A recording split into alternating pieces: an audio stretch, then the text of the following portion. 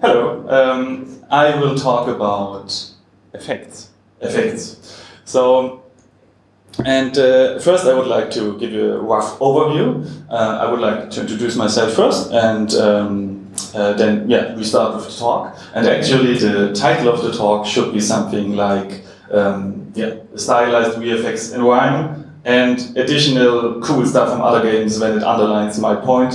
But just didn't fit on the slides. So, and here you already see what effects I would like to talk about. So we have on the one hand this little blue fire here, then we have the smoke, and we have this waterfall.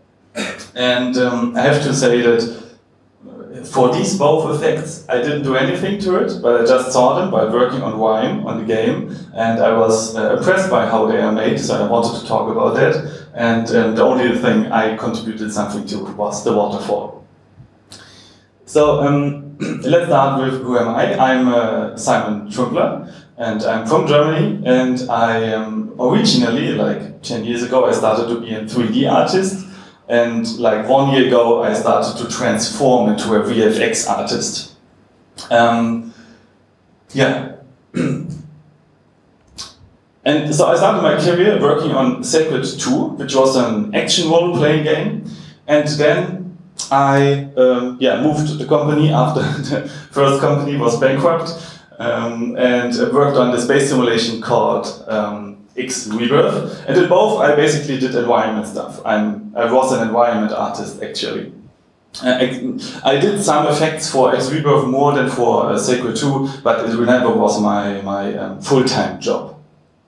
So, and in my spare time, I really like to write about little game art tricks, like really small, cool tricks some other guys are doing. And documenting and writing about how it's done exactly, and this is what I like to do. And you can find, if you are interested, you can find it on Simon Schreib's tree. And Schreib, by the way, is a verb in German for to write a letter or something. And it's not my last name. Some people think I'm Simon Schreib, but yeah, I'm really not. But actually. What is really cool to me that over this project I got in contact to ADDON, right? And also to the tequila guys. So it made it possible, or it created these opportunities to be here actually, right here, right now. So I only can encourage everyone to, if you do stuff or you're interested in stuff, like write it down into a dev blog or something. You never know what it turns into, right? So, as I said, I got in contact with the tequila guys. They were looking for a VFX artist. And it was for the game RIME. I don't know if you saw it. Actually, it was released last week. So you can buy it and make us rich. And as you can see, it's really, really nice, right? Really nice style. It's a stylized approach. And of course, the effects should follow this style, right? So, I would like to talk first about this little fire we just saw in the first slide, which looks like this. So, I don't know how you think, but I really like it. I really like this approach. It looks almost like painted. And when I first saw this the first time, I was like, maybe it's a flipbook. Maybe they just simulated it. Or painted it actually, and then put it into a big texture, and now playing it back all the time. But it's not. It's not a flipbook, and I would like to. I'm really looking forward seeing into your faces if you are as surprised as me when I saw the basic textures which are responsible for this effect, because those look like this. Okay, that's a good reaction, because I was like, really? This makes this really nice fire? I mean, I can't believe it. So, what we have here on the left side is, let's call it rainbow texture. There's this little rainbow here, right? And then we have this foam structure, whatever, there. And, oh, I forgot to mention the name who actually did the effect. It's David Miranda, okay? So he did the effect, and he created these textures, and actually he is not using those like exactly like this in for the material. Actually, he provides different information in all the different texture channels. So we have several masks here in this rainbow texture, and then some structures there in the other texture. Yeah. So the basic principle, what is the main ingredient for this effect is like UV distortion. Actually, I wasn't really sure about the audience here. Like I've heard there are some students and also some pros. So I will start, like I do on my blog all the time, like from the basics and then go deep into the details, right? So let me introduce you to the topic of like UV distortion first. So you can just offset your UVs over time if you want, and then this gives the impression of a texture moving over the surface of your mesh, right? And you can also do that obviously with a texture instead of like one factor for all the UVs at the same time. You can also, here you have your basic UV layout, right? Standard 0 to 1 space, represented in color, and then you add these information from the noise texture, which is moving over time, and then, yeah, there I provided a checkerboard to show you the distortion happening. So in this case, in comparison to the other example, all the pixels are moving in a different strength, or are distorted in a different strength, right? And this is the basic principle for this little fire effect. But instead of a standard Photoshop cloud texture, he's using this foam, you remember these foam structures from this one texture, and he's just adding them together and moving them in different speeds. So he gets a lot of variation out of this over time. And there you can see the result. It's a bit hard to see actually that it's 2 layers, but yeah, trust me, it's 2 layers on top of each other. And then he masks this out. So he uses the mask he stored in this rainbow texture, right? To mask out the borders. And this is important. I will show you later why this is so important, but he masks out the lower end here, the lower part of this mask, or the structure as well. Yeah, and then he does basically the same what we just did in this example before, like adding this information to the UV layout. And another detail which is important, only add this to the vertical UV coordinate, so the V coordinate and not the U coordinate. I will show you why this is important in a second as well. And when you use this UV coordinates and you tunnel it into the rainbow mask texture, you get something out which looks like this. And this looks pretty cool. I mean, to me at least, it's a really nice stylized fire, right? Actually, I think, is this better when I talk at this, or is it better when I talk into the microphone? With microphone? Okay, no problem. So I really like this fire. Actually, obviously, the colors are a bit off for a fire, but we remember that in this rainbow texture, in this texture actually, all the information was stored in separate channels. So he's able to use one channel. This is actually the inner fire, the core of the fire, and he can colorize it in a separate way than the outer fire, adds it together again, and we are done. So that's cool, right? I like it. And let's talk now about the problematic areas I mentioned. So when you add these structure, this moving foam structure to the U and the V UV coordinates, right? Then it burns a little bit to the left, and we only want to burn it upwards. So this is why we only add this to the vertical coordinates, basically. Then this is what happens when you don't. Here it is. When you don't add this gradient to mask out this structure at the bottom, then it looks like this. Not exactly what we want, I would say. And here I have an example. What this means. Basically, here's our rainbow texture. And when you look here at the bottom, there's exactly no distortion happening at all. In the lowest pixel line, nothing's happening. And the higher you go in the pixel lines, let's say, the more crazy distortion is happening, until even some parts are ripped out of this color information, right? So you get this really nice fiery effect. And last but not least, you have to set this rainbow texture to be clamped. If you don't do this, you get these black holes in your colors. And this is because, like a standard, a texture is set to be tiled, right? So when the distortion wants to sample some color values from below the fire, it grabs into the black space and moves the values here into that area, which we don't want. And if you set the texture to clamped, then it looks like internally like this, and then you just move these color values up there, and then you are fine. And here is the effect again in its full beauty. And this material, it's just one material, right? And this is then added to a particle system, and with that you can like move around the fire, and it always rotates towards the camera, and then you are just fine. So yeah, that's how this little fire is done. And but I have a suspicion that this fire from Zelda Breath of the Wild is done in a similar way. I can't prove it yet, unfortunately. It's really hard to dig into that stuff on the Nintendo games. But if you know someone who worked on the game, or if you have a suspicion, then let's have a little chat after this talk. I would be really interested in that.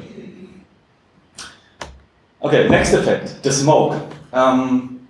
Let's talk about smoke in general. Like smoke, particle systems is like flat planes looking or pointing towards the camera, and in smoke we want to have like a volumetric cloud, which contradicts each other a little bit, because like flat and volume, you know.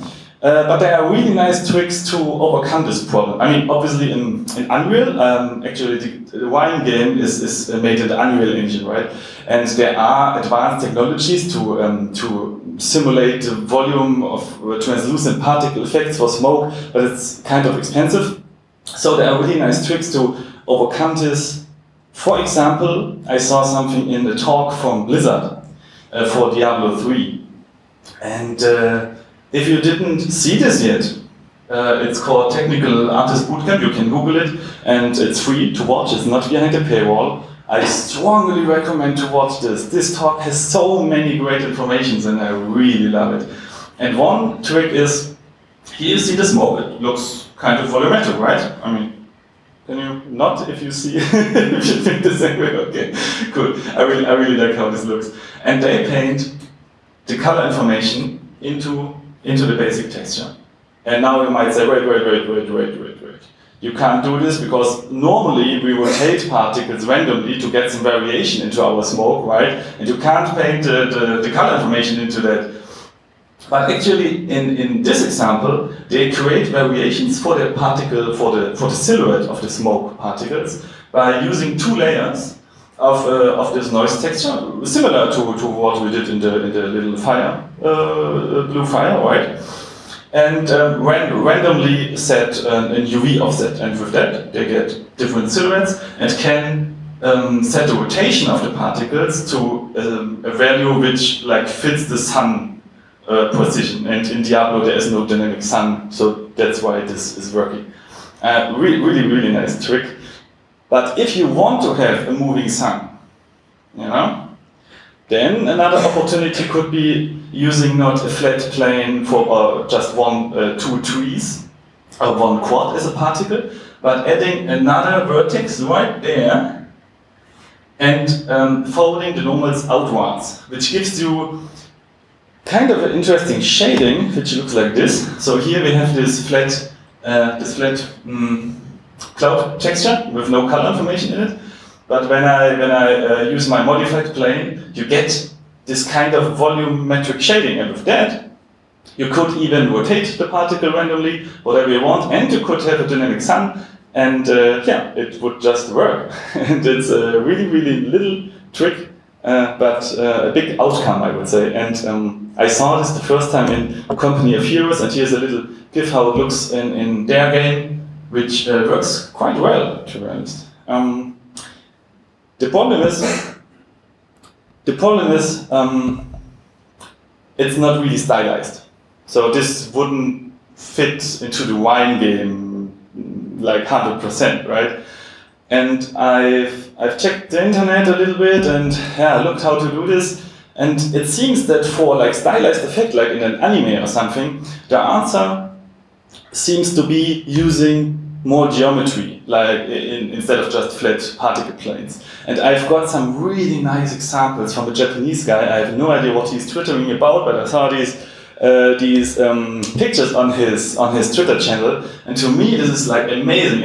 I hope you can see this, right? This is like a lot of geometry in combination with some really nice cell shading shaders, materials, and he really creates this effect of these anime-styled effects. Yeah, and I mean, this might be a little bit too much geometry for us, but maybe not if we create this on the graphic card, right, with tessellation or something. So this is at least an inspiration, and okay, let's lower the pony count a little bit, but there is a game who already uses geometry for their smoke, and this is the Super Mario 3D world. As you can see, I hope you can see this here, you have these little smoke clouds, and they are shaded correctly because it's 3D geometries, and they're rotating a little bit. And and for the scaling, they just fade them up and down in scale, right? And it works quite well, I think. So, oh, actually, this is interesting, right? Here you see 3D clouds, right? This is the game. But on the world map, you can see little smoke puffs, but here in this intersection, you see that it's a particle, right? It's a flat particle again. I have no idea why they are not using like the particles in the game as well, or the 3D smoke in the world map. But I just wanted to mention this because I find, this is stuff I find interesting, you know. So maybe it's a little bit weird. So anyway, we do something similar in RIME. So here you can see some examples from RIME. So we have here. If you saw my blog, this might be familiar to you because there is an article about a certain Fallout 4 explosion. This is a little bit inspired by that. So we start here in this fiery colors and this glowing, and then it turns into black smoke. Then we have this little bird here starting, and you see the examples for where we use the smoke. Actually, we use it like everywhere. So how this is done? We do not use the standard sphere from 3D Studio Max. And the reason is that the geometry distribution is way higher here than it is here, right? And that's not super cool because we want to push around the vertices later a bit, and we want to have a more evenly distributed geometry over the surface. So what we do is, when I saw this the first time, I was like, what?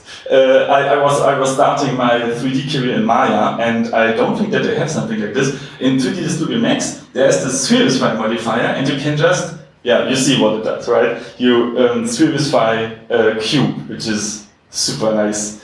And when we are done with that, like now we have a more even distributed geometry, right? And when we are done with that, we add a spherical mapping to prevent all the texture seams. You would like get these edges, right? And then basically we have created the same like before, the same like this, but with a better geometry or vertex distribution. And then we add material, and this is not quite what we want for two reasons. In stylized effects, mostly you use a bit brighter colors, or you use this cell shading optic where you have like bands of color instead of this almost realistic shading, right?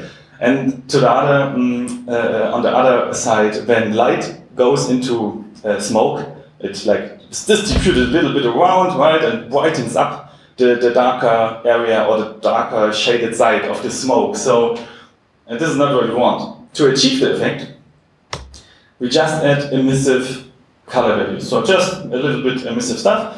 And then we get this, I hope you can see this, maybe it's better on the screen there, that you have a slight shading, but it's not as strong as before, right?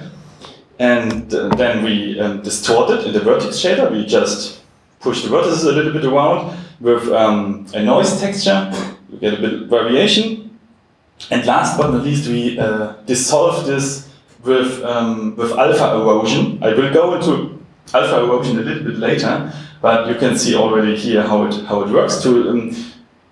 So we don't just scale the clouds small or bigger. To fade them out, we use this. And now you might say, that might work in a static environment like in the Diablo 3 example, right? But in RIME, we have a day-night cycle. So you can have night, day, you never know when the player sees what. And this wouldn't work at night, because you would have glowing smoke, right? A little bit weird, I guess. So actually we got a really nice tool for that.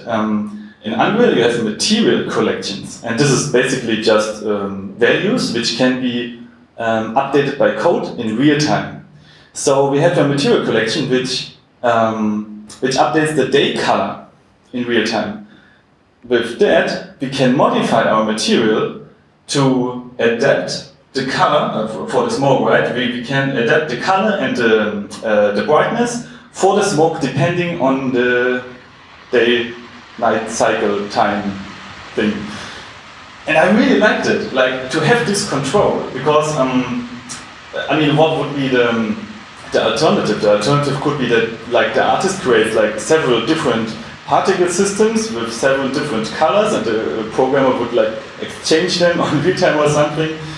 But yeah, so I really liked it. And by the way, of course, we spawned not only one of these smoke bubbles, but many. And yeah, I think it works quite well when you see it all together. But it's not super perfect. I brought one little negative point. When you have this smoke structure which fades out the sphere, right, and you don't use it with a tiling of exactly 1 or 2 or something, let's say 0.5, right, then you have this little seam here, right?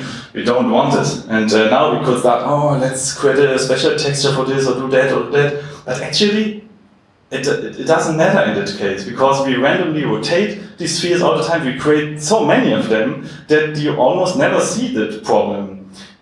Which is just an example for, I had to learn this as when I started as an effect artist, to iterate fast and not caring too much at the beginning about these little problems, but just slap it together really fast, try it in the game, and then you might see that problems or problematic areas you just thought, oh man, we have to solve it right now. It's not a big thing actually at the end. So yeah, that's basically it. Let's look again at this really nice smoke for not keeping the negative impression in our minds. And then let's jump over the next effect. This is the waterfall. So the waterfall, actually I distributed some of my work into that, which is really nice. But actually I like to talk about the work from others as well, because sometimes people do crazy cool stuff but don't realize that they just did crazy cool stuff, so sometimes it needs someone else to talk about it. So here we have the waterfall in RIME. So, and as you can see, pretty stylized, and it also reacts to the day of time, right? It gets a bit darker during the day of time, during the night. Yeah, so actually this was my art test. When I got in contact with the tequila guys, they said, yeah, can you do a little art test to see if we if it's a good match with us? And I don't know how you feel about like effects, but I have always the feeling that there are not as much references and tutorials in the internet in comparison to, for example, drawing tutorials or something like that. So the only thing I could find about, especially waterfall, did any one of you did a waterfall? Can I see a hand maybe? One, okay. Waterfall, kind of, there's a lot of work to do, right? So I went into the internet, and that's the only thing I could find. So this is an article, and this is Zelda Wind Waker Waterfall. It looks super cool, and it's a super cool game, but it's kind of oldish. And yeah, this guy asked how to do that. So this is the only reference I had. Not a good start for an art test on a topic you never did before, I guess. But I was really lucky that they sent me a really nice concept. So this is the concept I got from Tequila Works. And we can already see here several important points we have to care about when we do this waterfall, and especially the stylized style of the waterfall. So first, there's the water foam transition. So we start here in a little nice water, no problematic areas here, but it slowly turns into this foam with this really distinct forms there. Yeah, we have to care about that. And after this, we have the silhouette. The silhouette starts like, again, nothing special here, but the more you go down, the more it breaks up, the more interesting it gets, and the more free floating parts, or free falling parts basically, you have, which is not super easy to do, I guess. Then that's some transparency. I don't know if you can see this, but the water is a little bit transparent, and we all know that transparent stuff in games is not what we all like because of sorting problems and performance problems when you have the blending. And then we have the consistent shading, like in the smoke. We want to have a special shading, right, for our stylized approach. And also, we want that this foam here, this impact foam I call it, is shaded the same way than the foam on the water. And another point, the impact foam, of course, we have to do this. And last but not least, we have these ripples and these little splashes coming up when the water hits the surface. So there's a lot of stuff to be done, and I want to show you what I came up with as a result for my art test. So this is what I came up with. This I sent to Tequila. And sometimes it works quite okay. Sometimes it's, especially the foam here at the bottom, now it works okay, and now it doesn't. And now even worse. So you see that the particles, like the brightness of the particles, does not fit to the foam on the waterfall, because like flat particles are not shaded as this round waterfall geometry, right? Yeah, this is a problem, I would say. So, but in general, when you want to do a waterfall, you start with a geometry like this, right? It's simple. And then you do your UV distortion like I showed before, right? And you use a water texture, just let it run over your, how's it called, geometry. And basically we are almost done here. But we wanted to have this foam transition, okay? And I used vertex color for that. So it looks like this. You can, in Unreal, you can paint vertex color. Actually, I applied it before in 3D Studio Max, but to show you guys, I thought it's better to show this for the presentation purpose. And it's not exactly looking like what we want, right? Yeah, obviously the transitions between water and foam are a bit too soft. But we can modify this. So what I was doing is I use a structure, and the UV layout is a little bit distorted. You see here, there's a little bit stretching here, just to give a bit more interest structure to this structure. And this is my base. This is my basic thing I use. And then, and now it gets a bit mathematically with this crazy algorithm here. So I use my vertex color, which I just painted there. Reduce it by a certain value. It's just like playing around with values and see what works. And then adding this again to this pattern. And what I get out of this is this. So where I painted the vertex color, you see this the structure, and you see that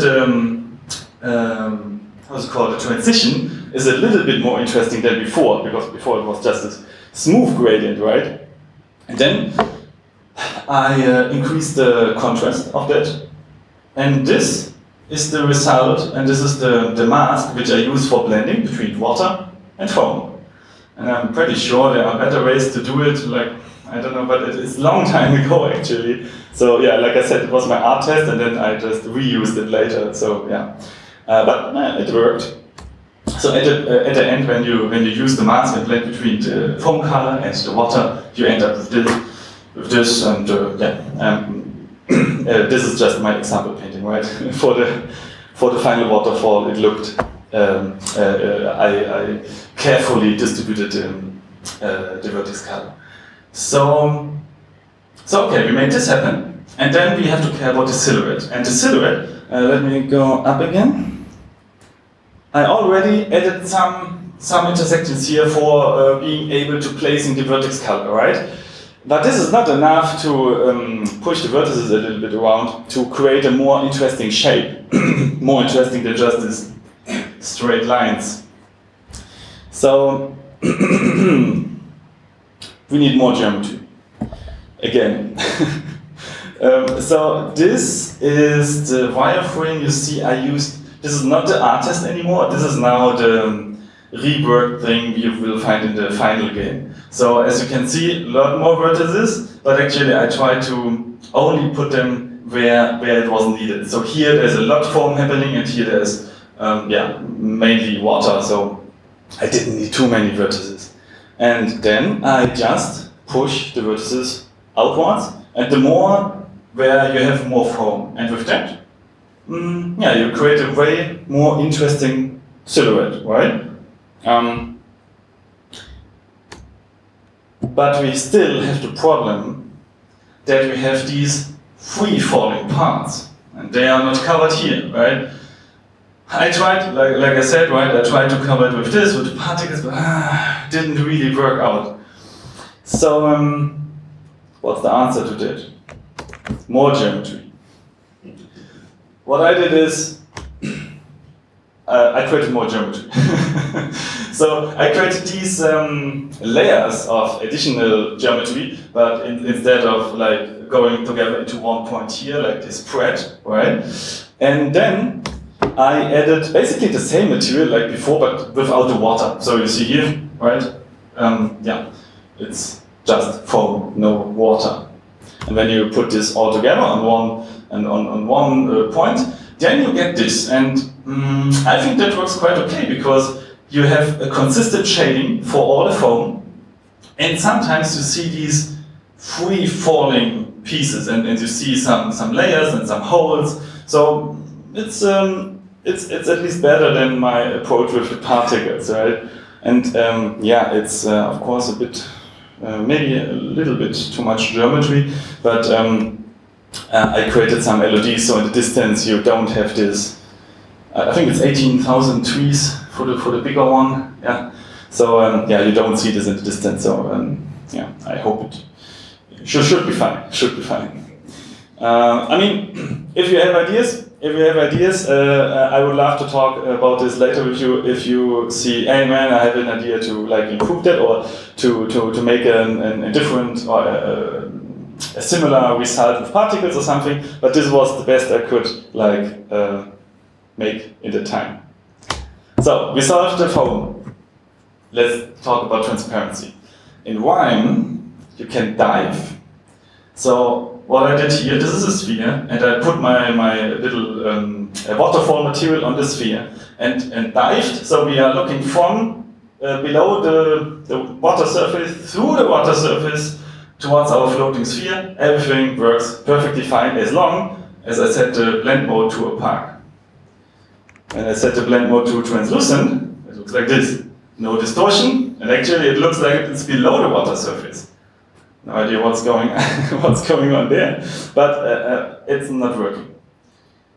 So what I tried is, this is the waterfall, we look from behind, and the colors are just a little bit too dark, right? It doesn't look like light is going into the water and is subsurface scattered around, right?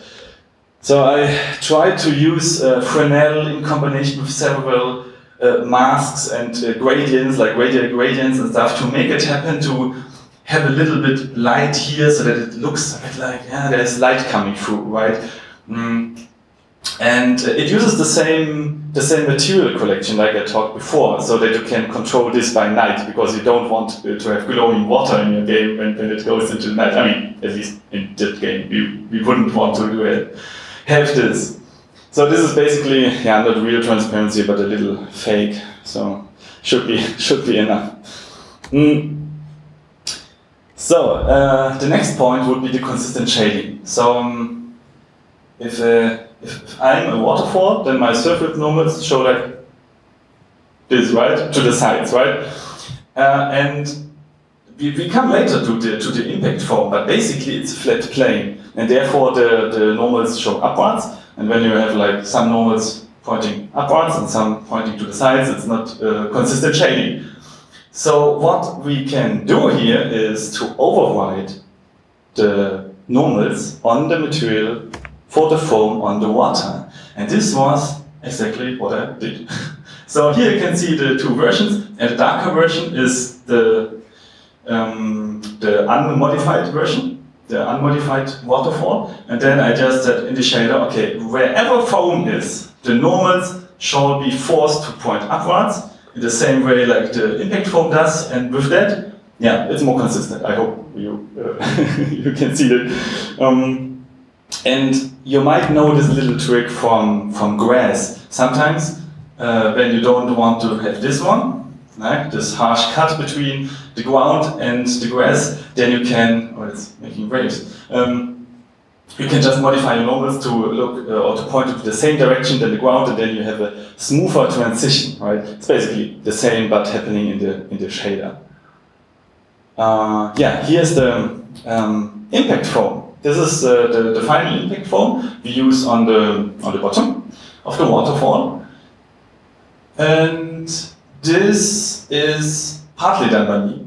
So I did these water ripples and these little splashes, but the main volume here, this sprinkling water foam, was done by David. So it's his idea. And the basic, and this is like I said, right? It's basically a flat plane. Actually, again, a plane with a lot of geometry. So here you can see the plane, and this is spawned as a particle, but yeah, geometry particle. And then we push the vertices, and this is why we need as much tessellation there, right? As much geometry. And this is really cool. I don't know how many are using Unreal of you guys? Unity? Wow, okay. Okay, it's almost 95% Unity. Okay, I don't know Unity too well, but in Unreal you can have your particle system say or tunnel parameters into a material. So the particle system is telling our material, okay, please, little material, at the beginning, I want to push your vertex at the beginning of the particle lifetime. I want to push the vertices a little bit. Then, the more the particle lives, please push more and more and more, and when the particle is going to die, yeah, it goes down, right? And this is really, really nice. I don't know if Unity does this either, but yeah, Unreal can do this. Really, really cool. But why spawn one of these little things when you can have many? So we are doing this, and again, they are fading out with this alpha erosion stuff I will talk later about. And then we create even more. To have a nicer transition, and then we add some splashes and some ripples, and then that's all basically, right? And this shading here is the shadows in from the engine. It's not really shading because all normals pointing upwards, and this doesn't change even if you like move the vertices around in the vertex shader. And we don't renormalize anything. So yeah, it just worked for our stylized approach. And now let's talk a little bit about this alpha erosion stuff I all the time mention here. So normally when you have a smoke or a splash, this shall be my little splash thingy, and you want to fade it out, then you just lower the color values over time, right? This is like translucent blend mode. And when you use a mask blend mode, or alpha 1, alpha test, or however you call it, then it looks like this. And what's basically happening here is we can imagine our our texture like this grayscale texture, and when we imagine this as an high map, like high values, then we can see that everything below a certain threshold is not contributing to our mask, and everything above the threshold is contributing, and therefore we get this really nice little alpha erosion. I think there are different words for this, but yeah, I just use alpha erosion. And actually we use this in Sacred too, to blend in and out the world map. It's almost the same and works interestingly well. Yeah, so where am I? Consistent shading still. Oh yeah, by the way, for these little splashes, at first I tried to use the same idea like on the smoke, just brighten them up with some emissive values to achieve that they are consistent like color, like the rest of the foam. But I just ended up with this brownish thing. And I think this is because of Enlighten.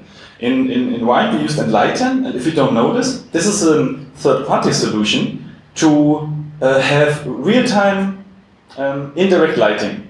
So actually it looks awesome, but it seems to create sometimes some problems. So in that case I just overrode the pixel normals again to point upwards all the time, and then it just works for these little flat particle splashes. So here again the final result. And now, last but not least, let's talk about the ripples, the water ripples there. They are heavily inspired by Zelda Wind Waker. And I don't know how you think about this, but when I saw this the first time, I mean, I knew the game is pretty old, so there might not be like rocket science in the shaders or something, right? But the motion, I'm sorry, it's stuttering a bit, I'm using GIFs here, but the motion looks kind of complex, right? And I couldn't, by just looking at it, I couldn't just grab how exactly it's done. So I investigated it a little bit and found out the basic geometry is this. Nothing special here. And this is how our textures look. So the texture is, this is our ripple texture. Again, it's like distributed in several channels. And you have 2 channels, and the only like special thing about it is like tile on the horizontal axes. And then you take one of these guys, put it on the plane we just saw, not plane, but cylindrical top of a thing, at the top of a cylinder basically, then it looks like this, right? With soft alpha blending. And when you use alpha test or the mask, in Unreal it's called mask blend mode. Then it looks like this. So yeah, but why having one layer when you can have 2 with different speeds? So the same idea like in the Blue Fire, right, with the 2 structures which run in different speeds. So this is what we have here, and of course we have here the problem, right? There is no fade out. It looks pretty ugly. So again, the solution is vertex color.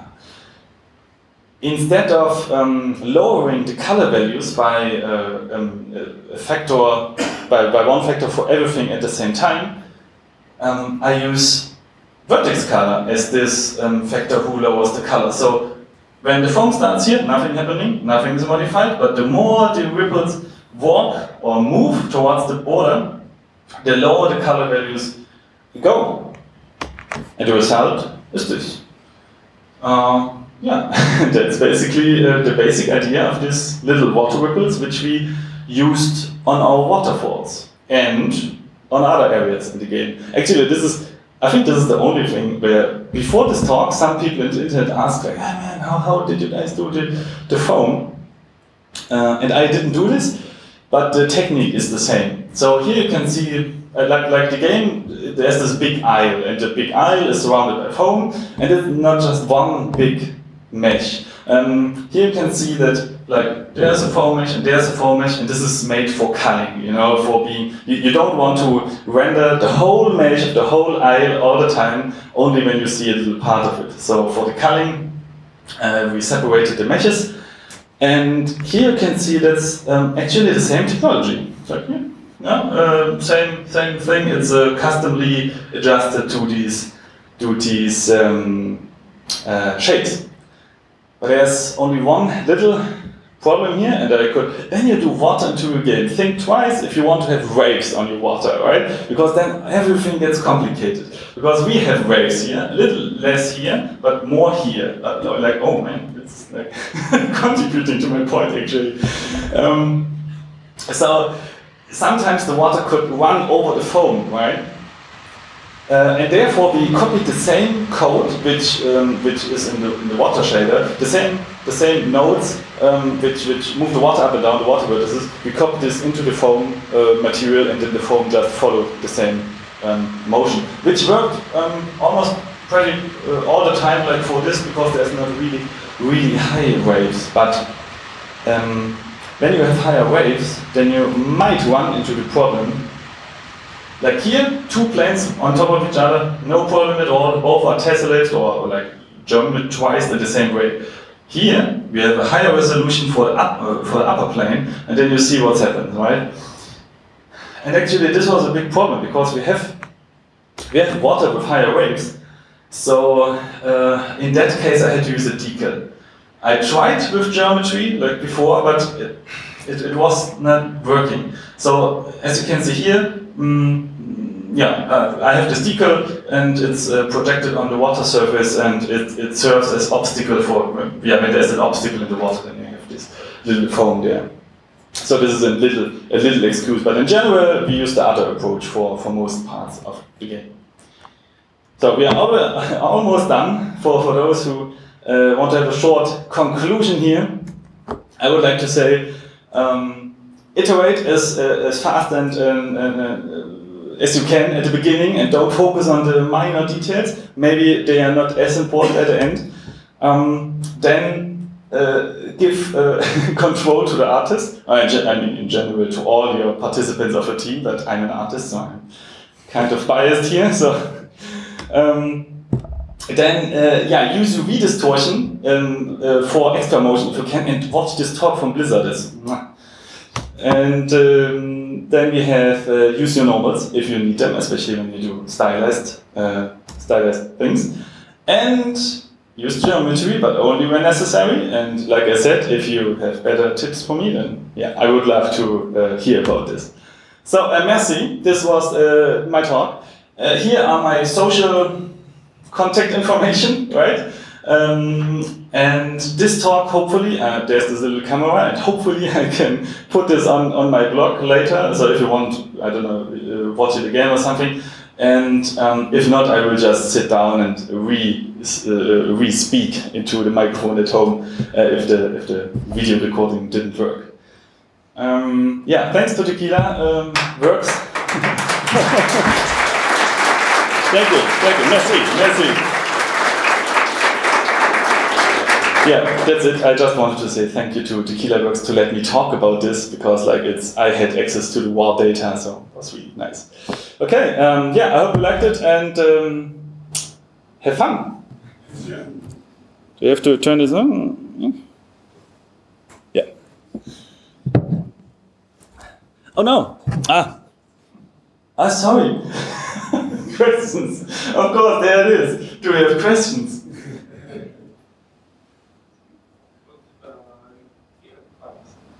Yeah, so you also use a lot of geometry just for the waterfall. Do you have like any optimization problem during the development of RIME? Like, I know you use LODs to lessen the load, but it's still a lot of geometry for just one waterfall, including particles and all that. So like, what would did you limitations during developments, like we should not put more than such and such waterfalls, or only in certain places to avoid just overloading?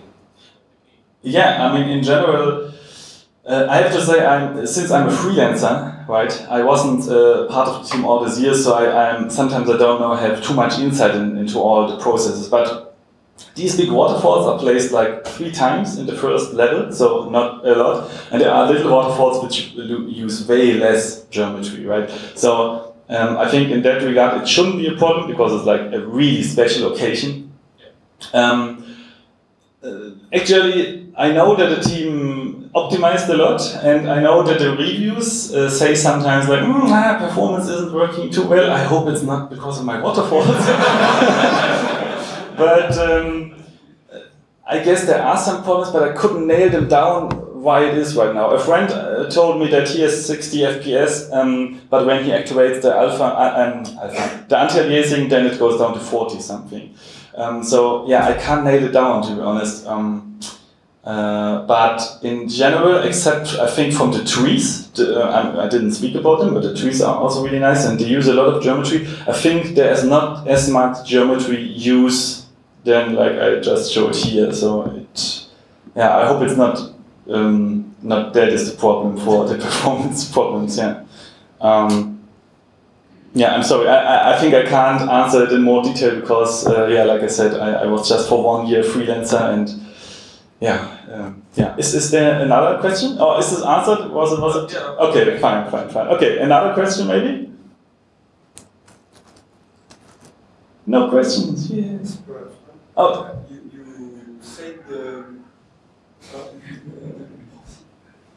You said not to focus too much on micro details, but can you fix them later?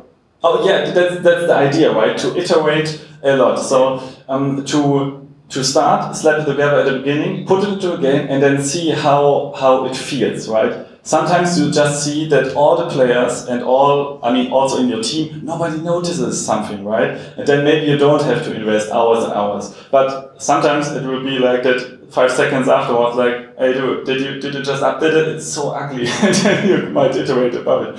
It's a little bit problematic, especially for a freelancer, because when you start working for a company, you want to show something cool, right? And when you just put a not as beautiful effect into the game and say, yeah, I will iterate later, that feels a bit weird, but actually I think it's a good approach. And of course the team has to trust you and you have to have the time later. It depends, of course, heavily on the project. But my experience with the tequila guys at least was that they are really smart about this and they do this and they iterate a lot, and I think it works out pretty well. Yeah. It's never too late to fix these micro details. You don't, collapse some effect that you can't fix later. Of course, there is a time when it's too late, like 2 weeks before release, for example. So, of course, but when you put the effect into a game, and there's enough time for the people to realize that it's there now, and then you get all the feedback, and you see it all day again and again, and then you will see if you care about this problem or not, or if maybe it's even not visible because of other elements like some smoke overlays your fire, and then nobody sees it actually. So yeah.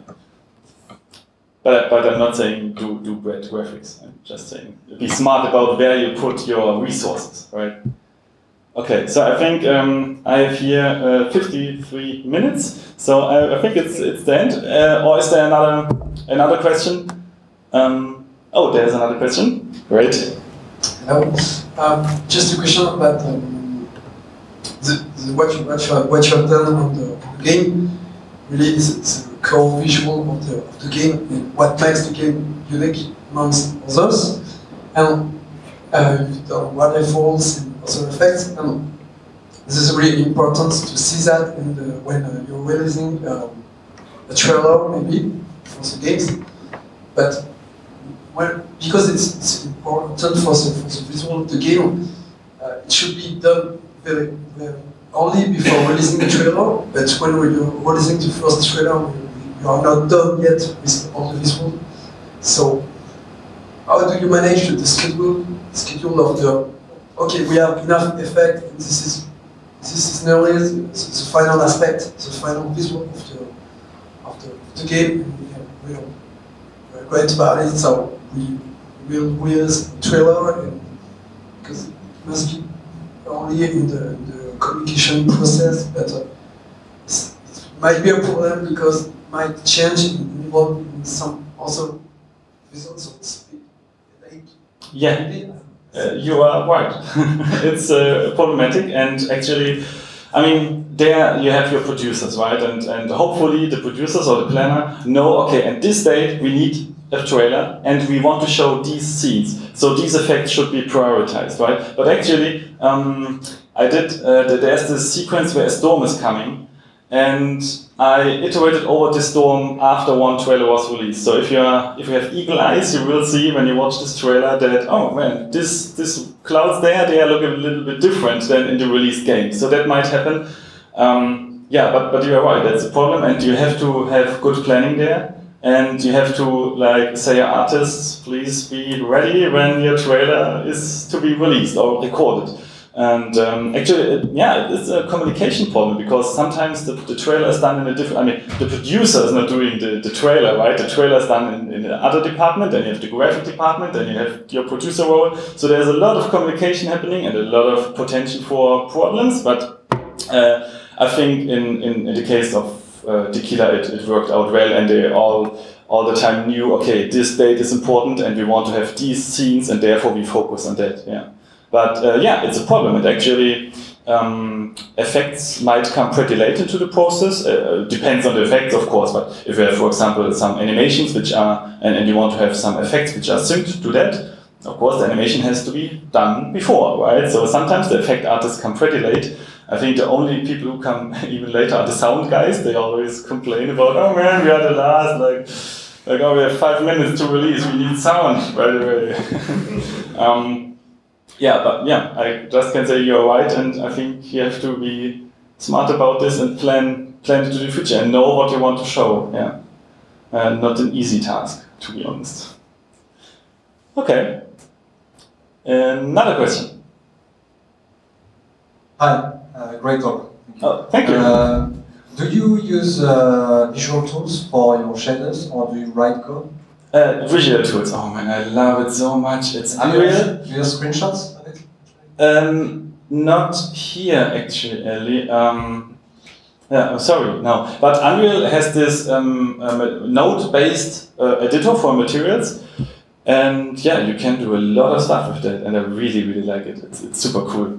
Before, the other games were custom engines, where I worked before, Sacred 2 and Egosoft and X-Reverb. So we didn't have as advanced tools as in Unreal, and since I work in Unreal, it feels like walking on clouds and all is soft and shiny. It's really, really nice. Actually, I never wrote a shader on my own. I would be interested in doing that, and I think you can, when it's about like squeezing the last bit of performance out, then you should do this, I guess. Like the programmers can optimize that all the time, but yeah. I'm just curious about the complexity of the shaders, for instance, for the waterfall. How many nodes do you have? I don't remember, but it's not two. It's yeah. I mean, your question goes in the right direction. It's quite complex, yeah, because all this blending in the water and different layers of structures are blended together. Yeah, it's not super easy, but since it's really special occasion, like I said, like 3 times in the first aisle, you see these big waterfalls, and yeah, it shouldn't be a big problem. But yeah, it's quite complex. You have to zoom out a bit to see the whole shader network, and even with the last zoom step, you don't see it all, I guess. Yeah. Since there are many Unity guys here, do you guys use like visual node systems for your materials as well in Unity? No? No? Oh, hard-coded stuff. Good. Okay, nice. Another question? Do we have time? I don't know. Do you have plans to put this on your blog? Yeah, I will. I will, and if this video is not working sound-wise or quality-wise, I will just sit down at home and redo the talk, and then we will have it saved there. Yeah. Cool. Okay. I don't see any raising hands anymore, so I guess yeah, that's all. Yeah, if you have more questions, or if you like. Some questions struck you later, just come to me, would love to talk to you. And yeah, thank you again. And